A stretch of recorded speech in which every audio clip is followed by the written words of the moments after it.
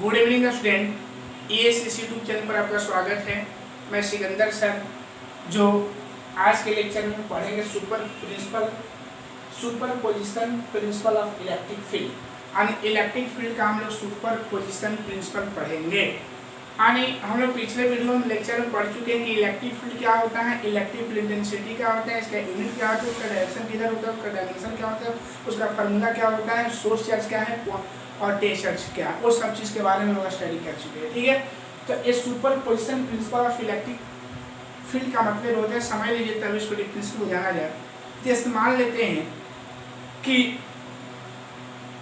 एक व्यक्ति है और एक व्यक्ति को हम क्या किए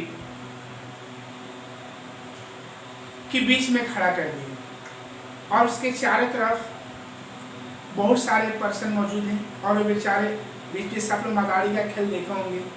जब कोई मैजिक जादूगर कोई जादू दिखाने आता है तो जादूगर जो होता है बीच में बैठ जाता है और उस जादूगर के चारों तरफ बहुत सारे पर्सन का ग्रुप होता है, क्राउड होते हैं जो देखते हैं। तो अगर मान लिया जाए सेम टू सेम उसी के जैसा का समझ लिया जाए कि एक मैजिक है जो बीच में है और उसके चारों तरफ जो क्या है क्राउड है, और जितना क्राउड चिल्लाता, अगर कोई मैजिक दिखाता है तो मैजिक दिखाने के बाद अगर कोई आपको मोटिवेट करने वाला अगर जादू होता है आप उसमें चिल्लाते हैं, उसमें अपना खुशी जाहिर करते हैं। हर एक लोग अपना हर एक टाइप का आवाज़ निकालते हैं, हर एक लोग अपने आप में कुछ फोर्स अप्लाई करते हैं, है ना। तो उसी प्रकार जितना हम लोग वहाँ पर साउंड देंगे उस मैजिकल जादूगर पर, क्योंकि चिल्लाने वाला बहुत है लेकिन किसके अकॉर्डिंग हम लोग चिल्ला रहे हैं, क्योंकि मैजिक जादूगर के द्वारा। तो ठीक उसी प्रकार जो होता है कि इलेक्ट्रिक फील्ड जो होता है कि मान लेते हैं कि अगर हमारे पास एक फिक्स पॉइंट चार्ज है और अगर उस फिक्स पॉइंट चार्ज पर अगर इंडिविजुअल चार्ज जितना इस फिक्स पॉइंट पर इलेक्ट्रिक फील्ड हम लोग क्या करेगा,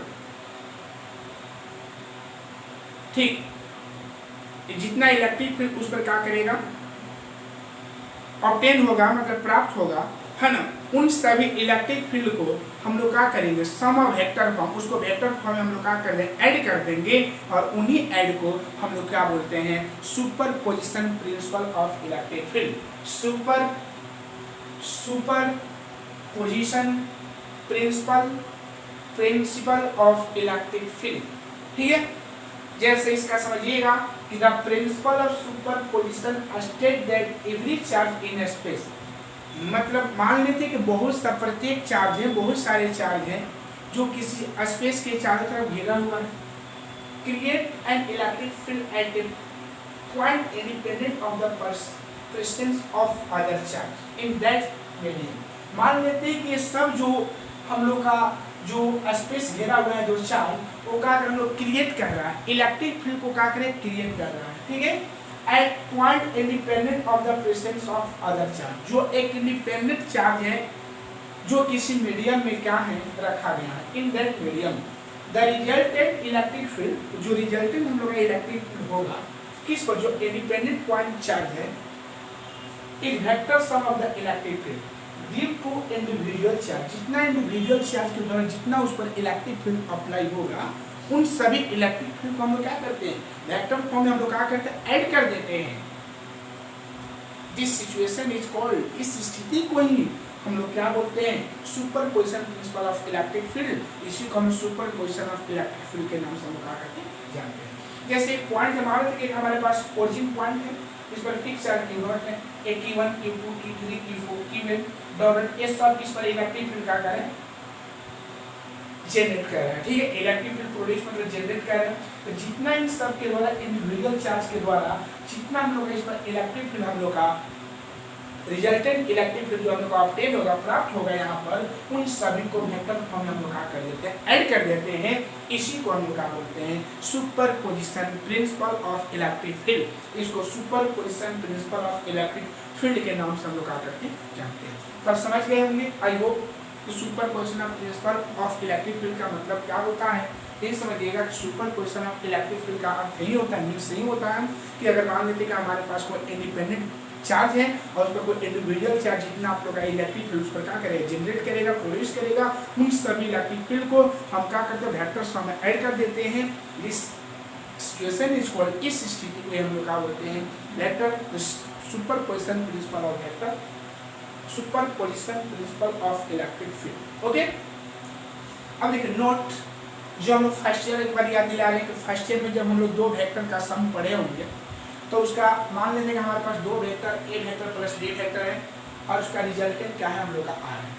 तब फॉर मैग्नीट्यूड, इसको मैग्नीट्यूड लेने पर, जब मैग्नीट्यूड लेंगे तो याद रखिएगा कि अगर किसी भी वेक्टर का मैग्नीट्यूड लेते हैं तो उसका वेक्टर हट जाएगा, और जब ये दो फॉर्म है जोड़ के रूप में इसका formula a square plus b square plus 2ab cos theta, ये फर्स्ट ईयर में आप लोग को प्रूव किए होंगे। ओके, चलिए इफ मान लीजिए कि r equal e, a equal e1, b equal a2 का हम लोग का फॉर्मूला a बने, क्योंकि हम लोग इलेक्ट्रिक फील्ड का पढ़ रहे हैं तो इलेक्ट्रिक फील्ड का हम लोग का सुपरपोजिशन ऑफ इलेक्ट्रिक फील्ड में जो वेक्टर फार्मूला यूज करेंगे हम यही करेंगे, ठीक है।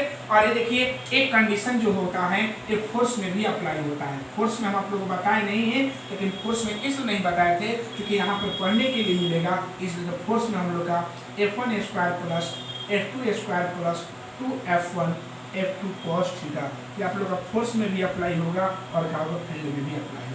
हम जहाँ वेक्टर का बात आएगा उन सब चीज़ों में एक हम लोग वेक्टर के सम के रूप में इस फार्मूला का यूज करेंगे, लेकिन इसमें हम लोग अभी क्या पढ़े हैं, फोर्स पढ़ चुके, इलेक्ट्रिक फोर्स पढ़ चुके हैं और इलेक्ट्रिक फील्ड अभी पढ़ने जा रहे इसका न्यूमेरिकल, इसलिए दोनों को यहाँ पर कंबाइन करते हैं। ओके, क्लियर है। तो ये हम लोग का हुआ superposition principle of electric field, clear है।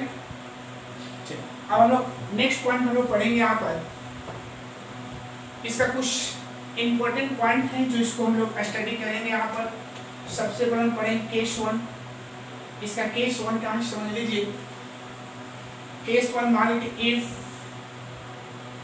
थीटा इक्वल 0 डिग्री, अगर मान लीजिए थीटा का वैल्यू अगर 0 मान लिया जाए तो ई इक्वल कितना हो जाएगा, e1 का स्क्वायर प्लस e2 का square plus 2e1 e2 cos theta. हल किया जाए, थीटा 0 डिग्री है तो e1 का स्क्वायर प्लस e2 का square plus 2e1 e2 cos 0 degree, cos e equal e1 का स्क्वायर प्लस e2 का स्क्वायर प्लस 2e1 e2, यहाँ cos 0 का वैल्यू 1, तो e इक्वल हो जाएगा हम लोग का e1 का स्क्वायर प्लस e2 का स्क्वायर प्लस 2e1 e2।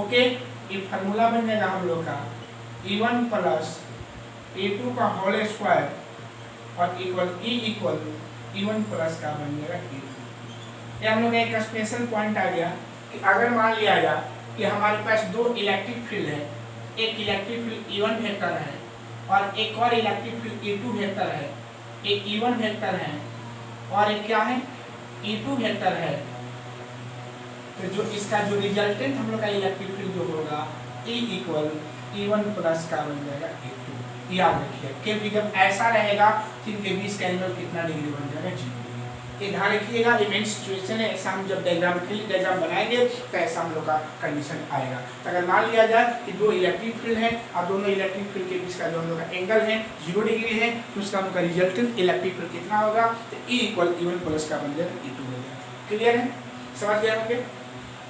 चलिए अब हम इसका केस 2 हल करेंगे। केस 2 90 पर हल करेंगे। केस 2 किस पर हल करेंगे बाबू लोग, 90 पर। केस 2 जो हम हल करेंगे किस पर हल करेंगे, 90 पर हल करेंगे। ओके, तो देखिए जब 90 पर हल करेंगे तो थीटा का वैल्यू कितना डिग्री बनेगा, 90 डिग्री। थीटा का वैल्यू कितना हो जाएगा हम लोग का 90 डिग्री। 90 यहाँ यूज करेंगे 90, ठीक है, या 90 का cos 90 का वैल्यू 0 हो जाएगा। cos 90 का वैल्यू 0, पूरा हम लोग का 0 हो जाएगा। तो कितना हम लोग आ जाएगा, root e1 square plus e2 का स्क्वायर। और याद रखिएगा एक भूल कर इसको रूट से बाहर मत निकाल दीजिएगा, क्योंकि रूट से बाहर तब निकलता है जब पूरा का स्क्वायर रहेगा। ओके, और इसका जब डायग्राम बनाना चाहते हैं तो ऐसे रहेगा, e1 वेक्टर और क्या बन जाएगा e2 वेक्टर और इनके बीच का एंगल कितना 90 डिग्री, तो थीटा इक्वल कितना बन जाएगा 90। क्लियर है। तो एक केस 2 है, इसको हम केस क्या बोल रहे हैं, तो केस 2 में क्या करेंगे कि जो थीटा का वैल्यू कितना डिग्री है, हम लोग का 90 डिग्री आ जाता है थीटा का वैल्यू, तो उस कंडीशन में, उस सिचुएशन में हम लोग का इतना हो जाएगा। ओके, क्लियर है। चलिए अब हम केस थर्ड बात करें, किसका बात करें, केस थर्ड का, केस थर्ड में लो। ओके, तो केस थर्ड नंबर में थीटा का वैल्यू कितना चाहिए 180, तो 180 करेंगे तो यहाँ कोस क्या बन जाएगा 180, और 180 का वैल्यू -1 हो जाएगा। -1 का मतलब यहाँ बन जाएगा क्या, e1a² plus e2a² -2e1e2। Okay, तब इसको जब हल किया जाए तो हम लोग का e equal √e1 minus e2 का होल स्क्वायर और e इक्वल e1 माइनस का बन जाएगा e, ये हम लोग का मेन फॉर्मूला। ठीक है, एक जब 180 का बात किया जाएगा तब, तो जब 180 का हम लोग बात करेंगे तो 180 में हम लोग का फार्मूला यही हो जाएगा। Okay, clear, okay. चलिए अब हम लोग पढ़ेंगे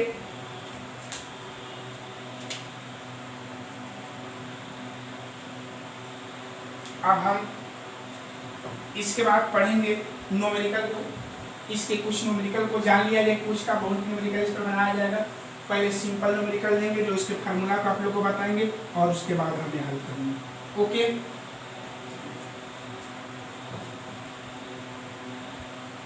तो इसके न्यूमेरिकल को बना लिया जाए। इसका न्यूमेरिकल क्या है, पहला न्यूमेरिकल लिख रहे हैं आप लोग का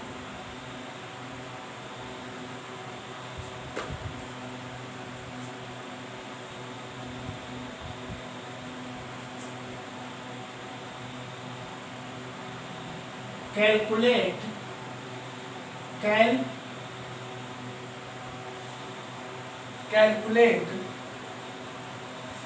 the electric field, calculate the electric field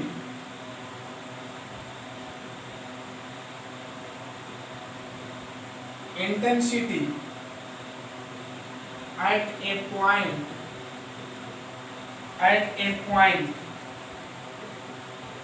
distance 10 meter from a point charge of 2 coulomb in air। देखिए यहाँ बोला है कि calculate the electric field intensity at a point distance 10 metre from a point charge 2 coulomb. देखिए समझिए इसको अच्छा से, पहले मान लेते हैं कि जब इसको सोल्व किया जाएगा तो मान लेते हैं कि हमारे पास 2 कूलम का एक पॉइंट चार्ज है, 2 कूलम का हमारे पास एक पॉइंट चार्ज है, और कितना डिस्टेंस पर, डिस्टेंस कितना है बाबू, हम लोग का डिस्टेंस कितना दिया है 10 सेंटीमीटर, 10 मीटर, कितना मीटर है बाबू 10 मीटर, 10 मीटर के डिस्टेंस पर हम लोग का इलेक्ट्रिक फील्ड यहाँ फाइंड करना है।